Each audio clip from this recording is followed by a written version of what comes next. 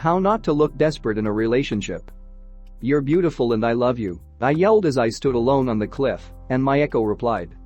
I just want to be friends. If you can relate to this, or know someone who's been stuck in the friend zone for too long, then watch to the end. Today we will discuss how not to look desperate in a relationship, which might provide valuable insight to find that one true love.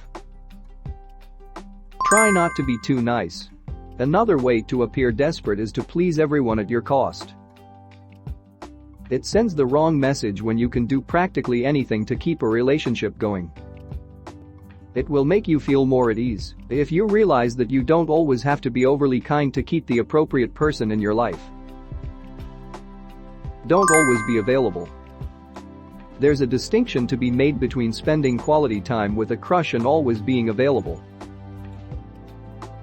You may be in love with someone and want to express it with your time, but you must always know when to draw certain lines. You may need to limit a crush's access to you if you believe they are taking advantage of you. Don't let alcohol be your confidence booster. If you've had a history of getting desperate with the opposite sex, you should approach this situation with caution. Using booze to gain the confidence to speak with someone can only make things worse. This occurs because alcohol does not hide, but rather exposes your fears. Avoid stalking on the internet. Another method to avoid feeling desperate is to avoid stalking individuals online. When you have a new date, it can be tempting to snoop around in their lives and find out everything you need to know. This is a harmless deed, as long as it is done in secret, but it is all too easy to go overboard. Don't go overboard with texting. People's texting habits reveal more about them than they know. While it's important to be open with everyone, you should keep an eye on how you text them, so you don't come across as desperate. The frequency with which you text your friends should vary from the frequency with which you text your romantic interest. Sending a crush multiple texts at once sends the message that you're too aggressive, which is a deal breaker. In other instances, he may use it as a means of exploiting you. As a result, it's more important than ever to minimize your texting. Don't check if your romantic interest received your last text or criticize for not responding.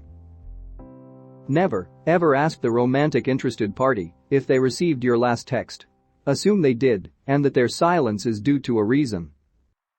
Showering your crush with gifts before committing is a bad idea. You can't buy a person's love. As a provider, you may be able to buy their attention, but you're not building true attraction. Make sure you're in a romantic relationship with your crush first before buying them things.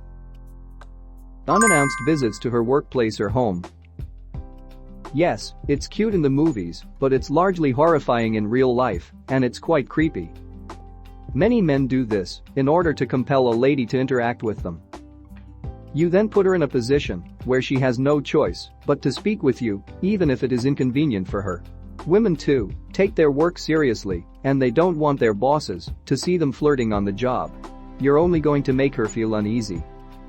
In summary, if you have any of the qualities of a desperate person, remember that enlisting the support of others will be more harmful than beneficial.